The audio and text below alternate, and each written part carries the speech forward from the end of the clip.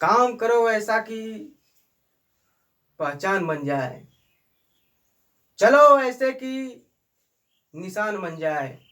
अरे जिंदगी तो काट लेता है, जी लेता है हर कोई, अगर दम है तो जियो ऐसा कि मिसाल बन जाए। तो चलिए चलते हैं हम आज के इस संघर्ष भरी दुनिया में टकराव लेने। आज का टॉपिक हमारा है दक्षिण भारत का राजनीतिक इतिहास। दक्षिण भारत के राजनीतिक इतिहास में कई राजवंश की पैदा हुई, उत्पत्ति हुई, और कई राजवंश इस दक्षिण भारत में शक्तिशाली रहे। उसमें से ही एक शक्तिशाली राजवंश पल्लव राजवंश है, जिसका एक सुप्रसिद्ध शासक राजा, बहुत बड़े भूभाग पर शासन करने वाला नरसिंहवर्मा पहला है, जो 630 ईस्वी से 668 ईस्वी तक शासन किया। यानी लगभग 38 वर्षों तक पल्लव राजवंशी गद्दी पर बैठा रहा। फिर एक बाद क्या हुआ, तो यह जो नरसिंहवर्मा है, इसके बारे में हम जानेंगे कि नरसिंहवर्मा था कौन, कौन कौन सी उपाधि धारण किया, इसका साम्राज्य विस्तार कहाँ तक है, कौन कौन राजा इसको पराजित किया, और किस किस राजा को, कौन है किस किस राजा को ये पराजित किया नरसिंहवर्मा पहला। तो जानते हैं यहाँ पर सबसे पहले कि नरसिंहवर्मा प्रथम जो है, यह महेंद्रवर्मा प्रथम का लड़का। एक नरसिंहवर्मा प्रथम जो है महेंद्रवर्मा प्रथम का लड़का, यानी पुत्र एवं उत्तराधिकारी। यहाँ पर आया है वो एक शब्द उत्तराधिकारी। उत्तराधिकारी कहने का मतलब क्या है, यहाँ पर उत्तराधिकारी मतलब कि जब किसी राजा को उसके पिता की विरासत में दी हुई वस्तु उसके अधीन में आती है, तो उसको कहते हैं कि उत्तराधिकारी। यानी एक के बाद एक के बाद, यानी पिता के बाद पुत्र, पुत्र के बाद उसका पुत्र, उसके पुत्र के बाद उसका पुत्र, ये कार्यक्रम जब चलेगा तो उसको उत्तराधिकारी कहेंगे। और फिर राज सिंहासन पर गई के बैठेंगे। तो ये जो नरसिंहवर्मा प्रथम है, अपने साम्राज्य के विस्तार के साथ साथ इसने अपनी शक्ति को भी बढ़ाया। उसी के साथ यह नरसिंहवर्मा पहला महामल उपाधि धारण किया, एक जिसे महामल के नाम से जाना जाता है। महामल कहने से अर्थ यह होता है इसका कि महामल, महा मतलब महान, मल मतलब राजा, यानी नरसिंहवर्मा ने एक उपाधि धारण की महामल, जिसे महान राजा भी कहा जाता है। अब इसका साम्राज्य विस्तार आता है कि नरसिंहवर्मा का साम्राज्य कहाँ तक फैला था। यह नरसिंहवर्मा पहला जो है, पहला इधर सब लोग देख रहे हैं ना, हम भी देख रहे हैं, देखिए आप भी लोग। तो चालुक्य पल्लव संघर्ष का द्वितीय चरण यह जो था, नरसिंहवर्मा प्रथम में पहला जो चालुक्य और पल्लव के बीच जब युद्ध हुआ प्रथम बार, तब महेंद्रवर्मा प्रथम और नरसिंहवर्मा द्वितीय के, अरे पुलकेशिन द्वितीय के बीच हुआ था। फिर जब दूसरा युद्ध हुआ तो नरसिंहवर्मा प्रथम और पुलकेशिन द्वितीय के बीच युद्ध हुआ, दूसरा चरण का युद्ध। तब कूरम दानपत्र यह बताता है, दूसरा चरण के संघर्ष में, दूसरा युद्ध में कूरम दानपत्र यह बताता है कि पुलकेशिन द्वितीय, जब यह नरसिंहवर्मा प्रथम अपने सिंहासन पर बैठा, तब पुनः पुलकेशिन द्वितीय अपनी शक्ति को सुदृढ़ करके एक बार युद्ध करने के लिए नरसिंहवर्मा की क्षेत्र की ओर बढ़ा। तो जब दोनों में, नरसिंहवर्मा प्रथम और चालुक्य नरेश पुलकेशिन द्वितीय के बीच घमासान युद्ध हुआ। तो युद्ध हुआ तो उसमें क्या हुआ, परियाल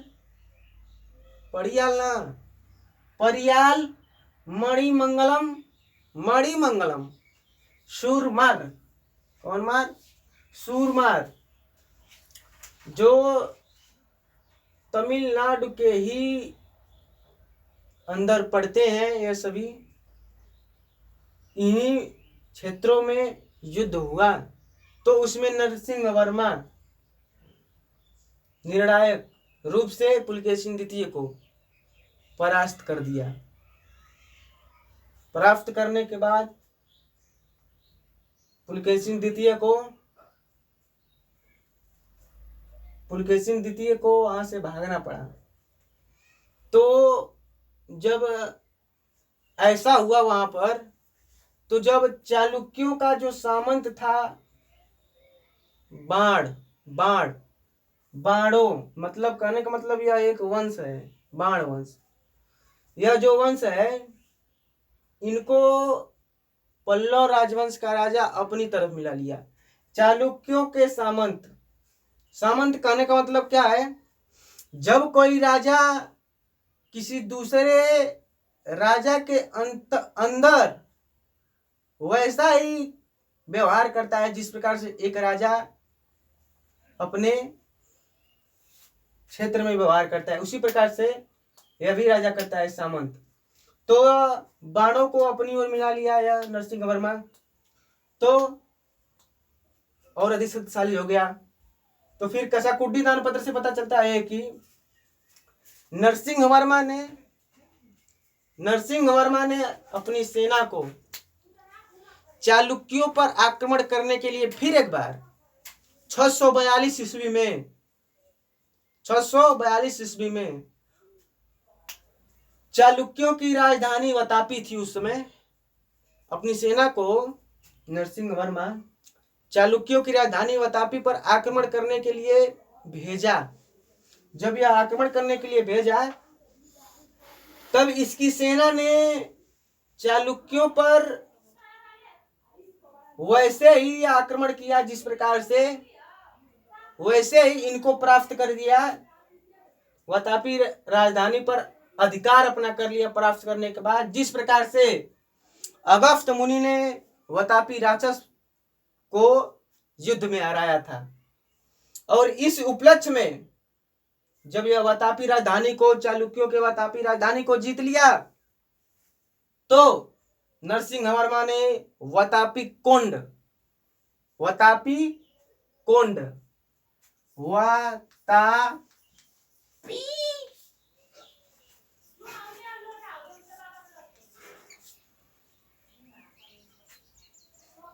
कोंड की उपाधि,